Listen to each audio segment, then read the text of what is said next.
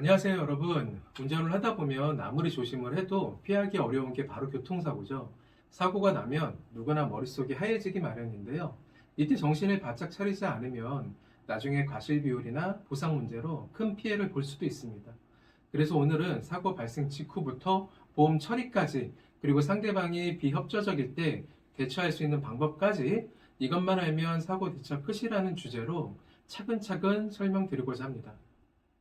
오늘 내용 영상 끝까지 보시고 꼭 기억해 두셨으면 좋겠습니다. 자, 교통사고가 났다. 그럼 가장 먼저 뭘 해야 될까요? 첫 번째, 내가 크게 다치지 않았다면 당연히 상대 피해자가 있는지를 확인하고 또 구호 조치를 할 수 있는 게 최우선입니다. 그게 확인이 됐다면 이제 증거를 확보해야 되겠죠. 요즘은 블랙박스가 다들 있으시죠? 사고 영상이 제대로 녹화됐는지 그 자리에서 바로 확인하셔야 됩니다. 이 충돌로 인해서 영상이 녹화됐다가 지워지는 경우도 비일비재하거든요. 만일을 대비해서 또 휴대폰으로 블랙박스 화면을 다시 한번 촬영해 두시기를 바랍니다. 현장 출동 기사를 부르게 되면 기사분들도 바로 블랙박스 화면부터 보존하는 일을 먼저 하고 있거든요. 그러니까 본인도 늘 촬영을 해 두시는 게 좋습니다. 그리고 만약에 블랙박스가 없다면 당황하지 마시고 핸드폰으로 상대방 자동차와 내 차량 번호판이 잘 보이게끔 차량에 부딪힌 부분과 그리고 현장의 도로, 상황을 알 수 있도록 동서남북으로 사방의 도로와 그리고 도로교통 표지판, 이정표, 그리고 신호등, 그리고 CCTV 위치가 있는지 이런 환경 등을 모두 나올 수 있게 동영상으로 촬영해 두시는 게 가장 좋습니다. 사진을 부분 찍으면 위치나 이렇게 과실 판단을 하기가 어려워요. 그래서 꼭 동영상으로 촬영을 하셔야 되고요. 차량에 부딪힌 부분은 바로 가까이 가서 부딪힌 정도와 그리고 위치 그리고 손상된 부분을 사진으로 여러 장을 꼭 찍어 두시길 바라겠습니다. 그리고 곧바로 보험사에 사고 접수를 바로 하세요. 특히 내가 피해자라고 생각이 드는 사고라면 경찰서에 사고 접수도 하시는 게 나을 수도 있습니다. 그리고 현장에서 가해자의 신원하고 음주 여부도 확인하는 것도 잊지 마세요. 그리고 블랙박스 영상이 없다면, 그리고 가해자의 블랙박스가 있는지를 꼭 확인하시고, 그리고 주변 차량 블랙박스에 이 사고 영상이 찍혔을 수도 있으니까 그 부분도 확인하시는 게 좋습니다. 그래서 목격자가 있다 그러면 이름과 연락처도 받아두시면 나중에 과실 분쟁이 생길 때 정말 큰 도움이 됩니다. 그리고 동영상 촬영이 끝났다면 원활한 교통 흐름을 위해서 차량을 도로변 안전한 곳으로 이동시키는 게 안전합니다. 그리고 본인도 2차 충돌이나 2차 사고를 예방할 수 있는 안전한 곳으로 대피하셔야 되겠죠. 결론부터 말하면 꼭 그런 건 아닙니다.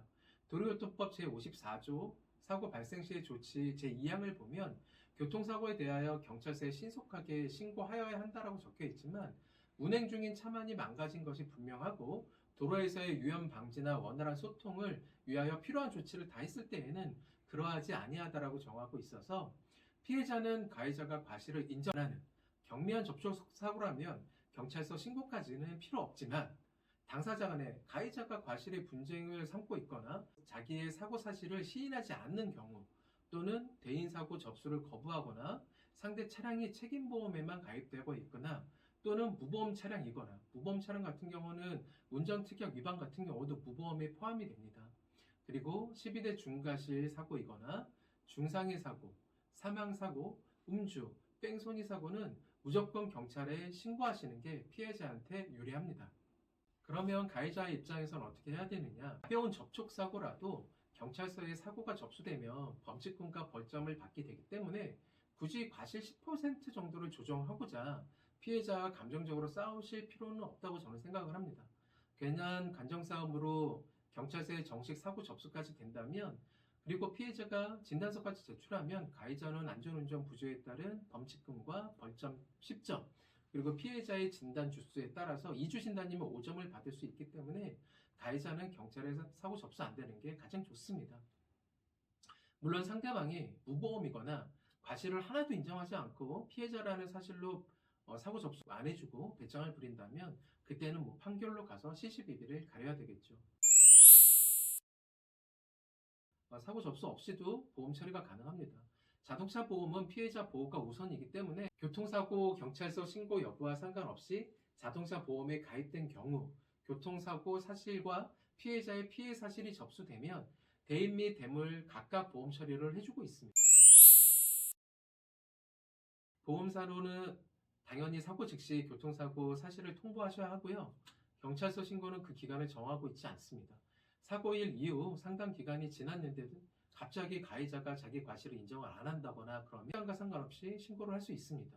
다만 피해자 또는 가해자에게 블랙박스 영상이 없어서 사고 사실 확인이 어렵거나 가해자가 블랙박스 영상이 있는데도 불구하고 경찰과 보험회사에 제출 안 하고 과실을 인정 안 한다면 피해자는 바로 즉시 경찰서에 신고해서 사고 주변에 대한 CCTV 영상을 확보하는 게 유리합니다. 영상 확보가 어렵다면 경찰 사건 종결 시 나오는 교통사고 사실 확인원을 가지고 과실을 판단하고 있기 때문에 늦더라도 경찰 신고는 꼭 하셔야 합니다.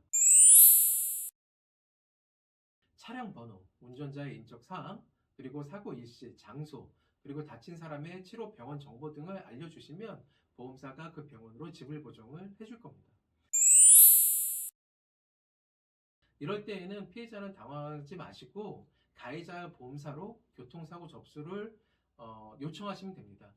상법 제724조 2항 피해자 직접접근권 행사로 상대방이 거부해도 피해자가 직접 상대 보험사의 사고 접수를 요청할 수 있는 권리인데요. 이때 보험사에서는 대부분 이런 얘기를 합니다. 경찰서의 교통사고 사실 확인원을 가져와 달라고. 그런데 이 서류가 발급되기까지 조사 기간이 한 달 정도가 걸리거든요. 그 시간을 기다리기가 그때 대부분 힘들잖아요. 그래서 교통사고 접수증과 블랙박스 영상, 진단서를 들고 직접 청구하겠다라고 보험사에다 강력하게 요청 한번 해보세요. 민간보험사는 이 정도 서류만으로도 접수해주는 경우가 상당히 많습니다. 만약 그래도 안 된다라는 담당자가 있다 그러면 금융감독원이나 아니면 버스, 택시, 렌터카 사고는 국토교통부 공제분쟁조정위원회에 구제신청 민원을 한번 넣어보세요. 그래도 이 결과가 나오는 때까지 시간이 다소 걸린다고 한다면 내가 갖고 있는 자동차 보험에서 자기 신체 손해 또는 자기 신체 상해로 먼저 치료를 받으세요.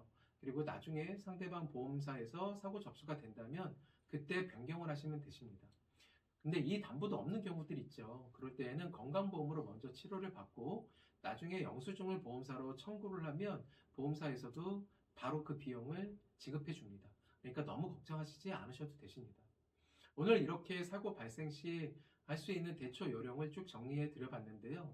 단순 접촉사고 2주 진단 정도일 때만 이 사고 처리 방식을 이용을 하시면 되시고 혹시라도 사고 규모가 커서 내가 골절이 됐고 그리고 수술까지 했다면 그때는 바로 전문가와 상의를 해서 어떻게 교통사고 처리를 할지를 방향을 잘 잡는 게 가장 중요합니다. 과실이 10% 정도가 나온다 그러면 휴의장애가 예상되는 경우에는 그 금액도 상당히 차이가 있을 수가 있습니다.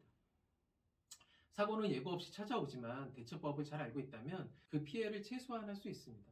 오늘 영상이 도움되셨다고 한다면 구독과 좋아요 부탁드리고 주변의 초보 운전자분들이나 가족들에게도 영상 공유해 주시면 좋겠습니다. 저는 다음에 더 유익한 정보로 찾아뵙겠습니다. 그럼 오늘 하루도 안전운전 하세요.